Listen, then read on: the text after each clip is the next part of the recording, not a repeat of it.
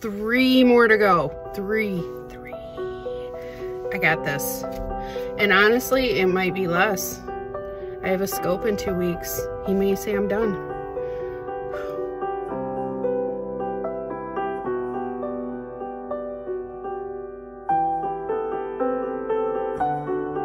Hi, my name is Michelle, and I live in Georgia near Atlanta, and I have stage 1 chronic bladder cancer. And as long as I catch it before it invades the muscle, I've been told I can deal with this the rest of my life. And I might lose my bladder, or it could kill me.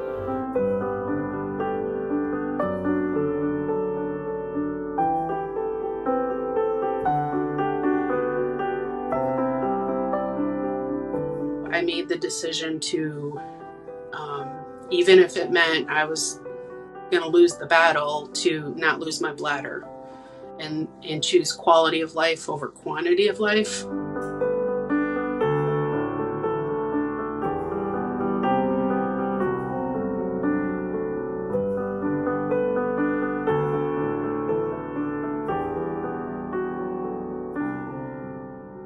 I had been experiencing some blood in my urine, and it wasn't blood.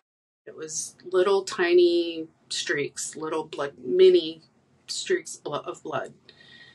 And I had already had a hysterectomy several years prior, so I knew it wasn't anything related to that. And I didn't have any real pain. I didn't have any symptoms of a urinary tract infection or anything like that. So I immediately thought kidney stones.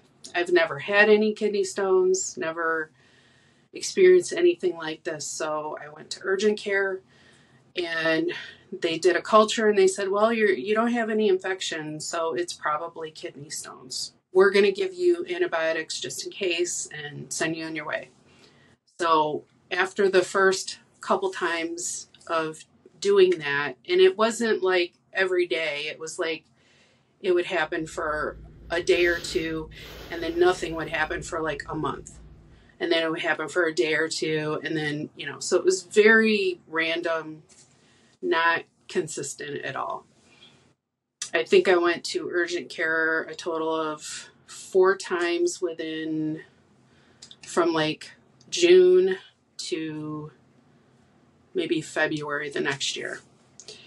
And the last time I was busy at work, and our work gifted us a televisit subscription for our benefits. And so we were trying it out. And this was before COVID, like it was brand new.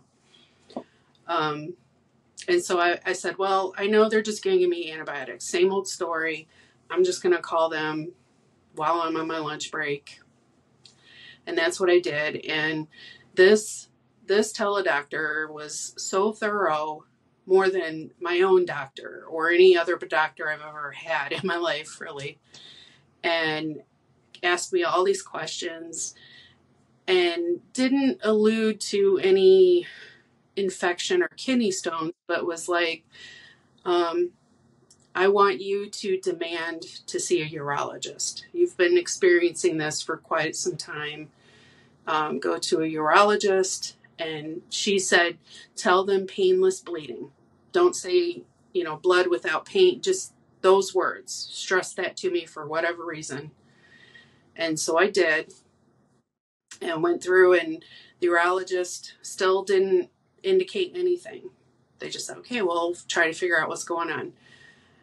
And I had a CT scan, some urine test.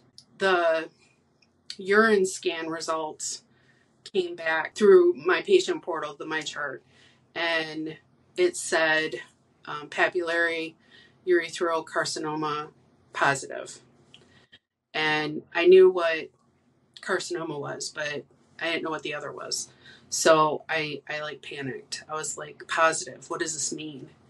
And it was Friday, 4:30. Everybody's closed. Everybody's gone. When I went in, this doctor was so matter of fact, so cold. Like he already, like he acted like I already knew. And so he starts in with like treatment, and I'm like, stop. Do I have cancer? And he looked at me like, well, yes. Like I should already know. And I was just numb. I was just numb. And so he started to tell me all the treatments, and he said, based on the CT scan, it looks like there's a large mass. Normally we would go in with a scope and then, proceed with surgery. But since the one urine test came back, where we know that it's cancer, so can we just bypass the scope and go into surgery? And I said, yeah, I want this out of me. Like so he scheduled it for 2 weeks after that. I said, so what's the best case scenario and what's the worst case scenario? Because at this time we didn't know what was in there because he didn't do the scope. And he said, well, best case scenario is I get it all and you go home today and you rest. Worst case scenario is you wake up and you have a bladder bag. And he told me this like right before we were going in. And I just was in complete shock, and I could do nothing else but just pray. I could do nothing else but pray. So went and had my surgery. My friend was the first person to greet me coming out. She was in the recovery room. And as I was waking up, I already knew. Like I felt it. I knew he got it all and I was going home. Like I was waking up. I didn't have to feel anything. I just knew I believed it in my head, And I asked the nurse, like after I got more coherent, I asked the nurse and I said, did he get it all? And she said, yes. So I thought, great, I'm going home. I'm going to be great. Maybe it's just a fluke. Who knows? And so I did just that. I went home, I recovered, took the next day off work, and then went back to work. And life, it was like I had cancer, and then I didn't have cancer. Just in that short of time.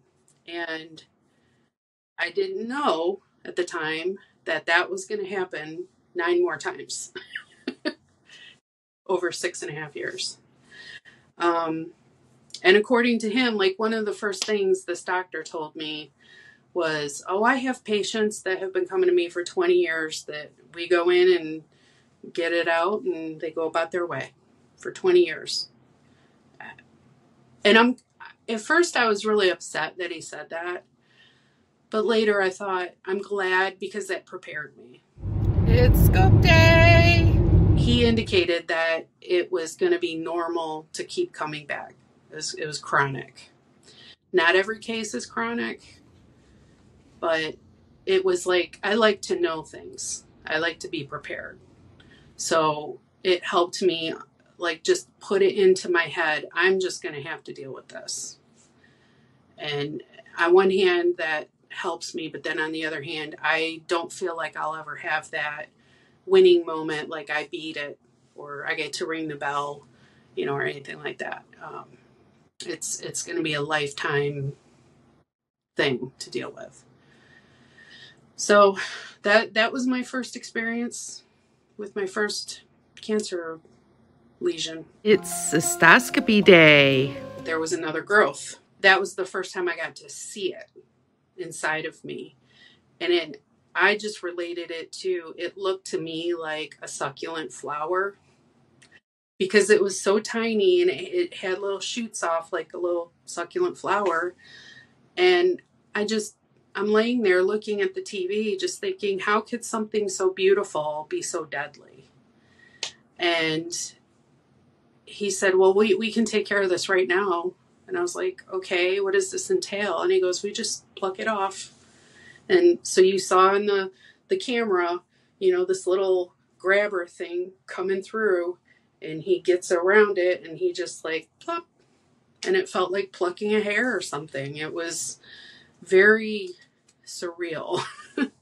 And you go from cancer to no cancer, no evidence of disease, because once that's gone, no evidence of disease. And he did that one more time. And by then I knew I was moving. So I prepared him. I said, what do I need to do? He said, well, come see me one more time before you go. And I did that. And that one was clear. So I was okay.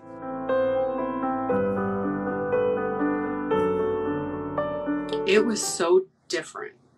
It was like the doctor that I had in Ohio was just a urologist, and they, no urgency, no concern. And this doctor is a oncologist, so he specializes. This is not just a plain urologist, like upper level, and he's supposedly the best in the network. My worry is it's a lot to do. It would probably be, and it's hard. It's a tough spot for me to get to. And there was like such an urgency to be seen, and that made me feel very comfortable that I would be taken care of. And when I went to that first one, they said, okay, we're not even going to have a consult. We're going right into scope. I want to see what's going on in there. Back up top. And I'm glad they did, because that was my fourth growth, and it had really taken off. It was very large.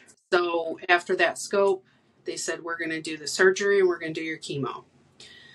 And of course, the other doctor never offered chemo. He was like, you're not even ready for chemo yet. But because now I'm high grade, they want me to do chemo.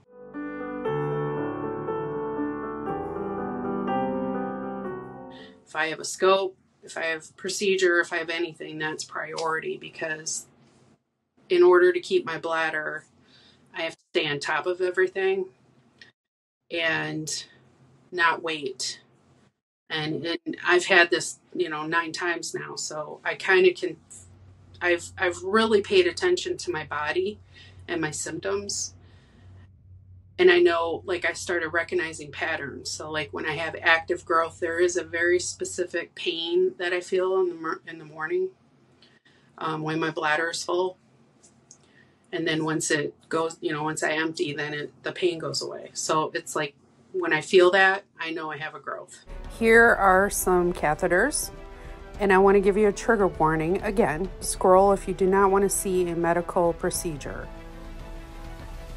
This is where I'll be laying. This is the cystoscope, which will be inserted into my urethra. That is a pile of jelly. I am laid in the bed and prepped and covered. And there the camera is stuck inside the jelly. And here is my bladder, the inside of it anyway. So the scale goes down when it's active. And then I have a lot of sense of urgency to go to the bathroom, like when you have a UTI. That happens often. I can't wait for too long, because then the fuller my bladder, then the more it hurts. So, and then I just have like a general not feeling good. And I'm tired a lot. So there's a lot of specific symptoms that I now recognize when I have active cancer.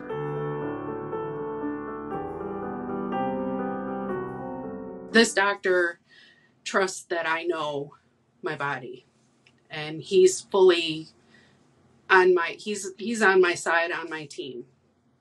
And this last time, we know that the one chemo had worked, because I went through a whole year of it and I didn't have any growth.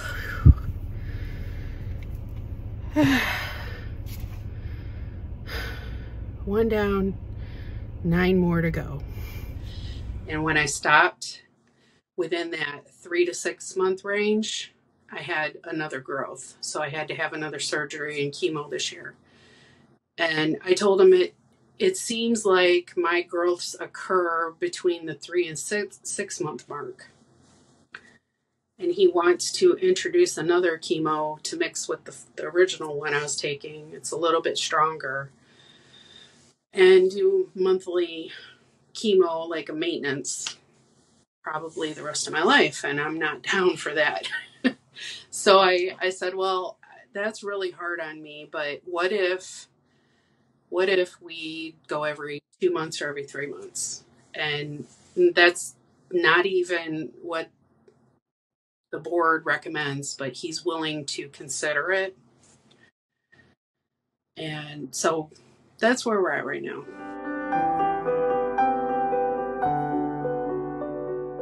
The rest of my life, it's going to be just a cat and mouse game, and the end result is a ticking time bomb.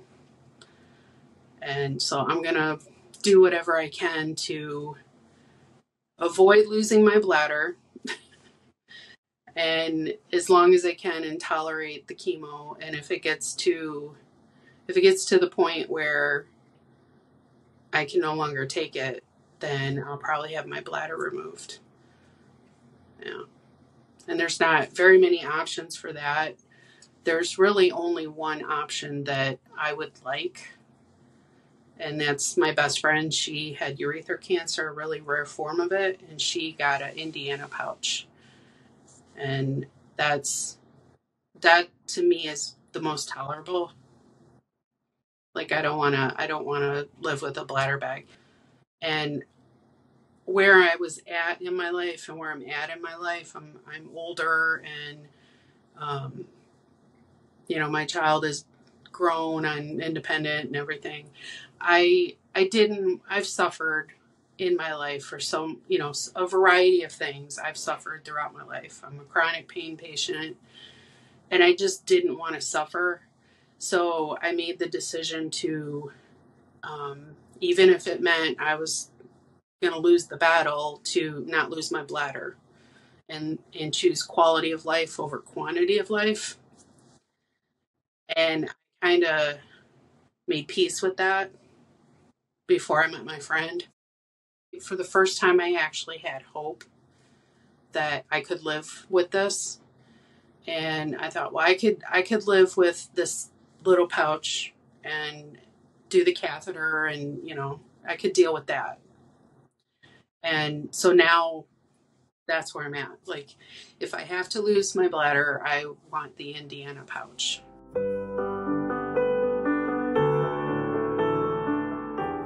I had a different surgery a few years ago.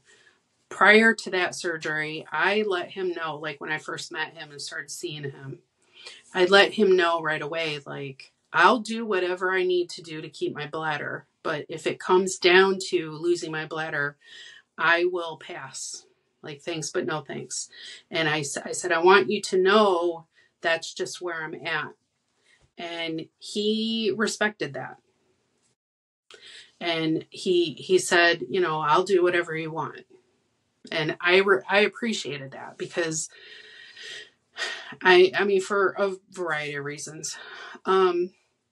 So he must have wrote it in my form or whatever, my notes or in my files.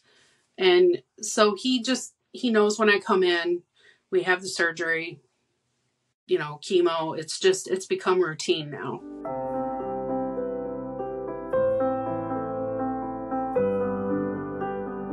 So it got to the point where we weren't sure.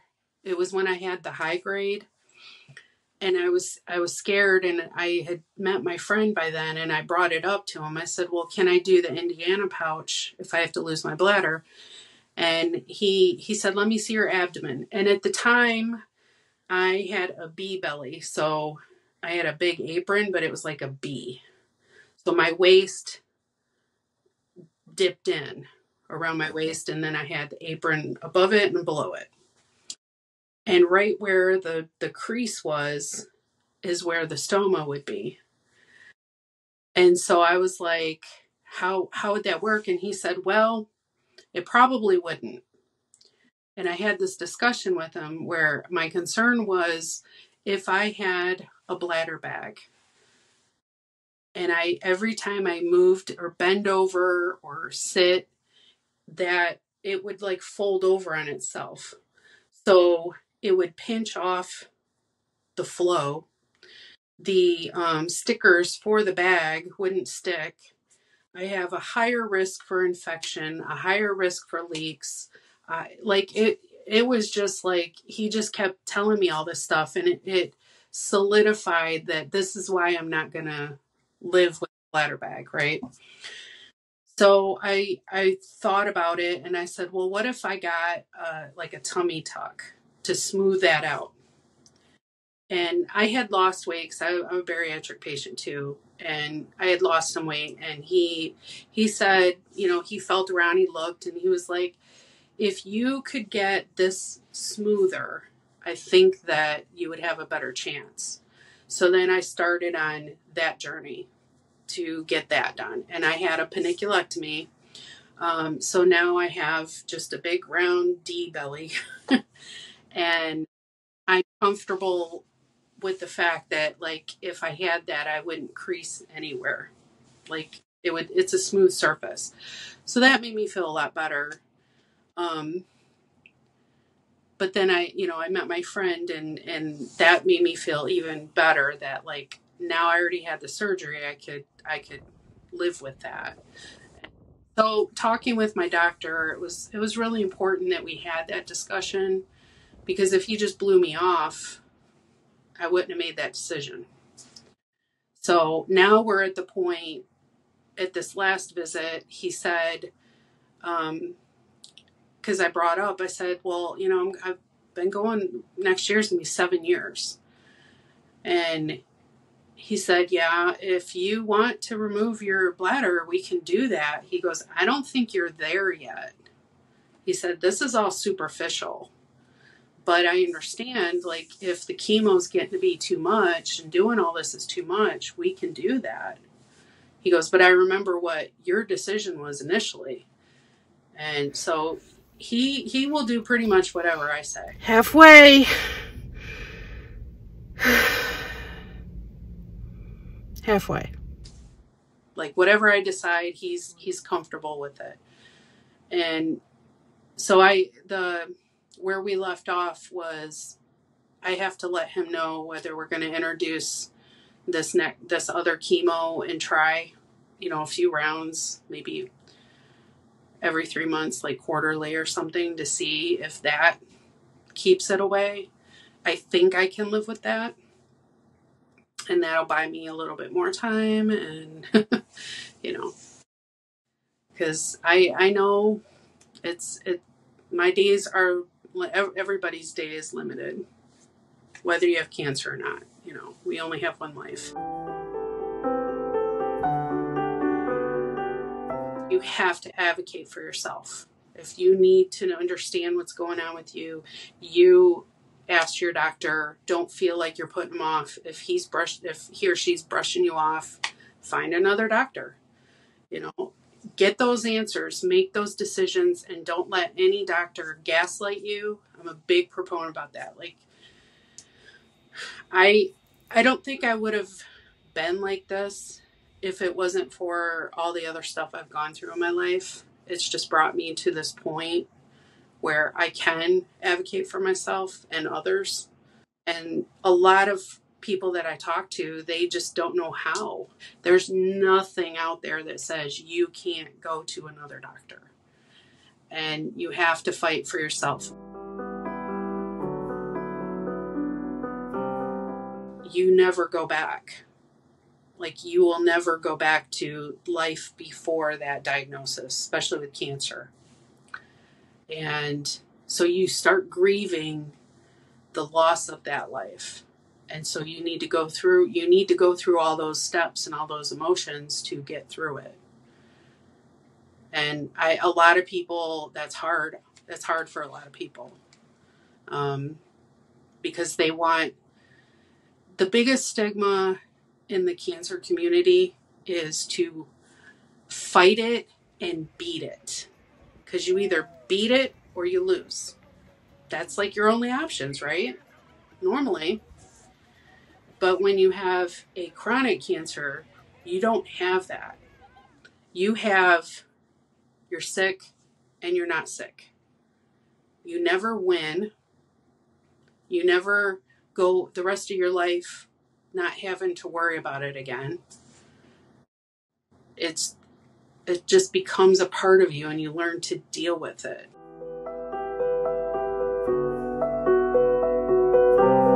The biggest one is early detection.